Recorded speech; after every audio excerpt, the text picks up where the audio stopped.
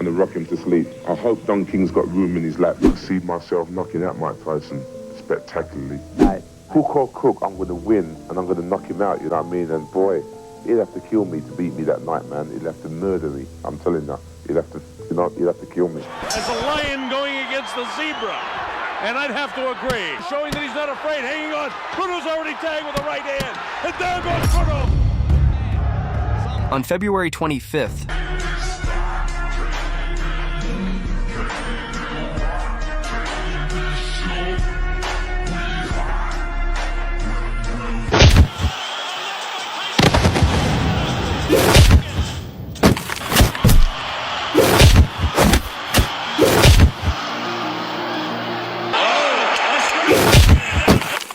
I'm Sonny Liston, I'm Jack Dempsey, there's no one like me. I'm from Nairclaw, there's no one that can match me. My style is impetuous, my defense is impregnable, and I'm just ferocious. I want your heart, I want to eat his children.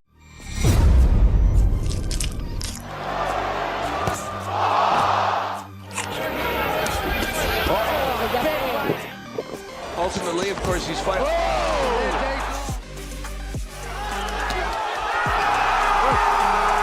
Transforming every calorie into raw, unbridled power. In the golden age of boxing, when gladiators wore gloves instead of armor, there was one guy who changed what it meant to be scary in the ring. Not just strong, not just swift, but a pure-blooded predator in human form, Mike Tyson. And on a chilly night in February 1989, Iron Mike walked into the ring to illustrate a simple fact that would live on in boxing history. It doesn't matter how big your muscles are when you're standing across from a guy who was born to fight. That night, he fought Frank Bruno, a British behemoth who looked like a superhero from a comic book. But as we'll see, the size of the muscles didn't matter. What mattered was the magnitude of the storm behind the fists. Let's go back a little bit now. Tyson had a lot of fun in the late 1980s. The youngest heavyweight champ ever, Tyson was already an uncontested monarch at only 22 years old. He had brought all the big titles together, the WBC, WBA, and IBF. He wasn't simply winning. He was crushing opponents. They came in with dreams and departed with nightmares, one after the other. And although Tyson wasn't the largest fighter in the heavyweight class, standing at 5 feet 10 inches, he had something far more lethal: explosiveness, speed, precision, and raw, unfiltered aggression. That, paired with his peekaboo defense and head movement taught by the great Cus D'Amato, made Tyson a walking demolition crew. Frank Bruno was on the opposite side of the ring. This guy looked like he had been chiseled out of stone, standing 6 feet 4 inches and weighing 247 pounds of pure British beef. Bruno had the physique of a Greek god: wide shoulders, muscular biceps, a jaw that looked like it was meant to take blows. To the untrained eye, this man seemed like he could smash Tyson like a bug. But that's the thing with boxing, it ain't a bodybuilding contest. In that ring, it's not about who looks nasty, it's about who is cruel. The lead up to this bout was electric. Fans in the US and the UK were thrilled. Bruno had fought his way up the ranks with a strong right hand and a reputation for heart. He had just 2 defeats, both against past champions, and he had his sights focused on Tyson's titles. Meanwhile, Tyson was at the top of his abilities. He had just steamrolled Larry Holmes, Tony Tubbs, and Michael Spinks in under 91 seconds. Everyone knew Bruno was big, but was he Tyson-proof?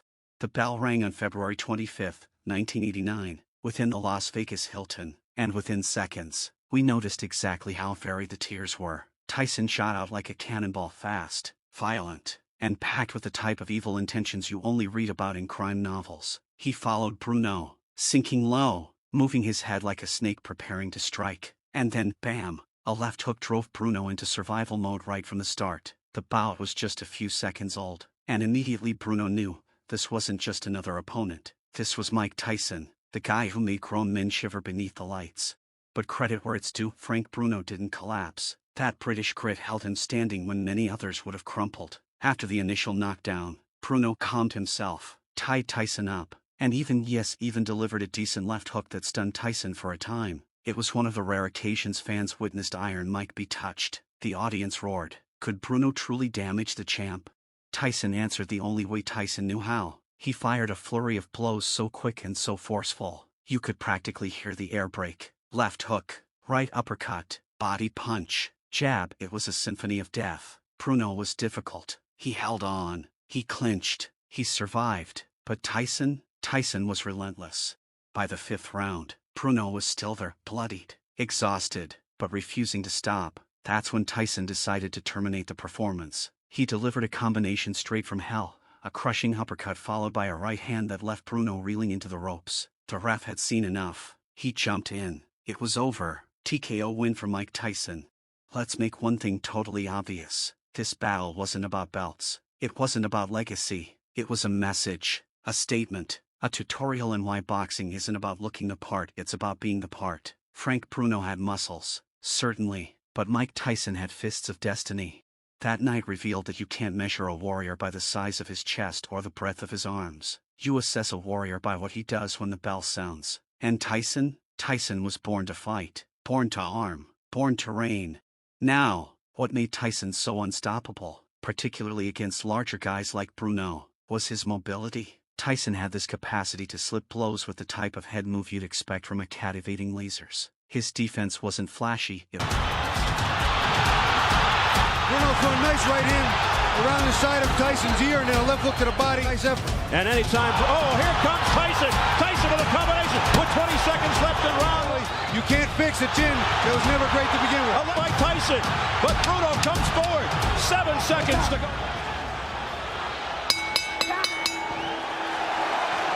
Bill's Lane trying to take control. Was efficient. He'd bob, weave, then erupt with uppercuts and hooks that made onlookers doubt reality. And since he was shorter, he'd create strength from his legs, leaping up like a coiled spring. That small frame, it was constructed for destruction.